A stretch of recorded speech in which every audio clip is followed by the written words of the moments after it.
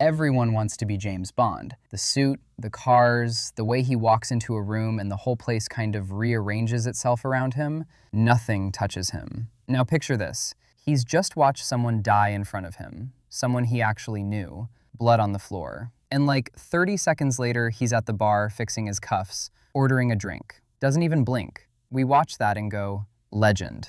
A psychologist watches that and gets kind of worried, because the guy we've all been told to envy isn't cool. He's showing textbook signs of someone whose feelings got switched off at the source. And the thing that should make you sit up, this wiring isn't some rare movie thing. Something like 1 in 4 people have a version of it. So by the end of this video, you're gonna recognize it somewhere. Someone you've dated, maybe. Someone you love. Possibly the mirror. Stick with me. This one gets personal. Start with the trait everyone thinks is cool. He doesn't get attached.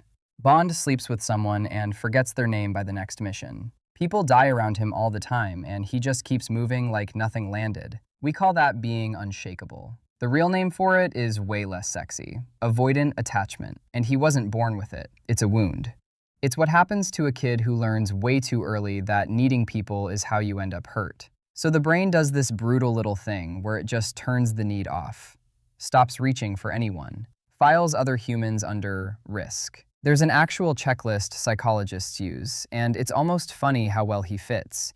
Can't rely on anyone, treats closeness like a threat, has to be in control, hides inside his work, keeps sex in a totally separate box from love. That's not some sad guy in a waiting room. That's a shot-for-shot description of James Bond. We basically took a trauma response and put it in a tuxedo.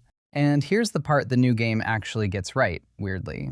It's an origin story. It shows you he wasn't always like this. Nobody's born a Bond. You don't come out of the womb unable to feel. It's built, usually really early, usually by someone who was supposed to keep you safe and didn't.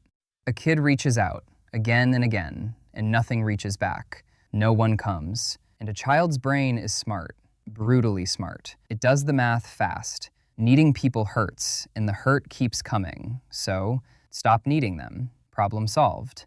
Except it's not solved. It's just postponed about 20 years, because that kid grows up into an adult who's great in a crisis, terrible in a relationship, and has no idea why. He learned to survive by shutting down the exact thing that makes life worth living. Bond is just that kid, all grown up, in a very nice suit, still running the program he wrote when he was 6 and scared. But not getting attached? Honestly, that's the easy version. The part that actually got under my skin is what's happening in his body, whether he wants it to or not. When pain hits a normal person, they feel it. Bond's brain slams a door on the feeling before it even gets to him. There's a term for it. Deactivating. Sounds efficient. Problem is, the feeling doesn't go anywhere. It just gets shoved in a back room. And your body, weirdly, keeps the receipt. That's the bit that unsettles me. The emotions you won't let yourself feel don't disappear. They leak out sideways. The jaw that's always tight, the sleep that won't come, that heavy feeling in your chest you can't explain. There's even a name for being so cut off from your own insides that you genuinely can't tell what you're feeling. Alexithymia. Bond's basically the final boss of it. He's not calm. He's a shaken can that learned to smile. And come on, you've done the tiny version of this. Someone hurts you, and instead of sitting in it, you go cold. You get busy. You bury the whole thing in the gym or work or your phone. Same move. Bond's just what it looks like when a person never stops doing it. Not once. For their entire life. Okay, so the real question, the one that should kind of bug you. If he's this broken, why do we want to be him so bad? And the honest answer isn't flattering. We don't actually want the spy stuff. We want the not feeling. Think about the worst night you've had lately.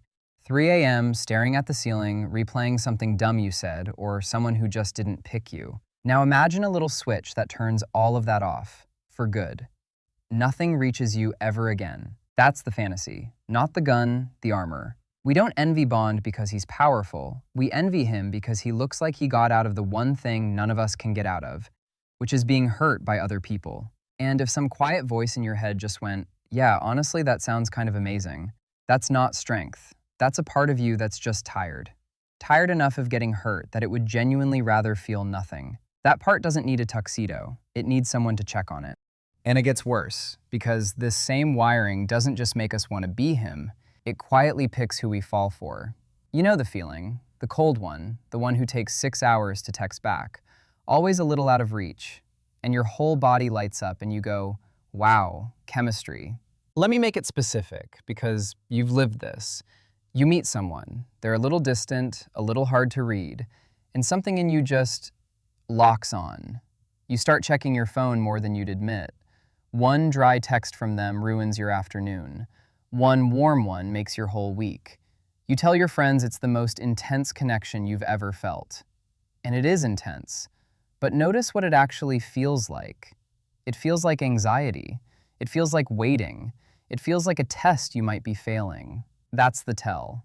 Real safety is quiet. What you're calling the strongest love of your life might just be the strongest your nervous system has ever been activated.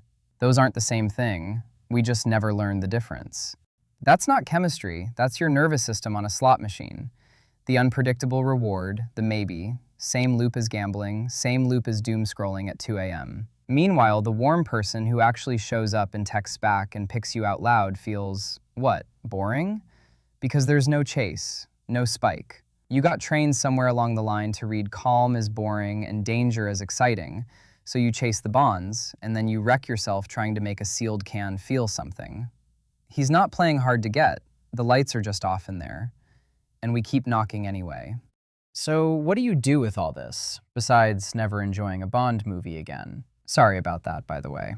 Mostly just catch the pull. Next time you find yourself wishing you could care less, need people less, stop on it for a second. That wish isn't strength. It's some younger, hurt version of you that decided feelings weren't safe, still running the show. You're allowed to not listen to it. And the part nobody tells you, going numb is the easy option. Anybody can lock the door. The rare thing, the actually hard thing, is staying open, still caring, still reaching for people even after life's made it very clear that hurts. That takes way more guts than anything Bond pulls off with a gun. Being untouchable isn't the final level. Letting yourself be touchable on purpose after everything, that is. Because here's what the movies are never going to tell you. Bond isn't the dream. Bond is what a person turns into when they decide feeling nothing is safer than risking feeling everything. He didn't win anything. He just sealed himself up, lost the key on purpose, and got really good at calling it style. The suit looks unreal. I'm not going to pretend it doesn't. But actually sit in what it's like in there for a second. Nobody gets in. Every single room rearranges itself around him, and he can't feel one of them. That's not the guy who has everything. That's just the loneliest person in the building.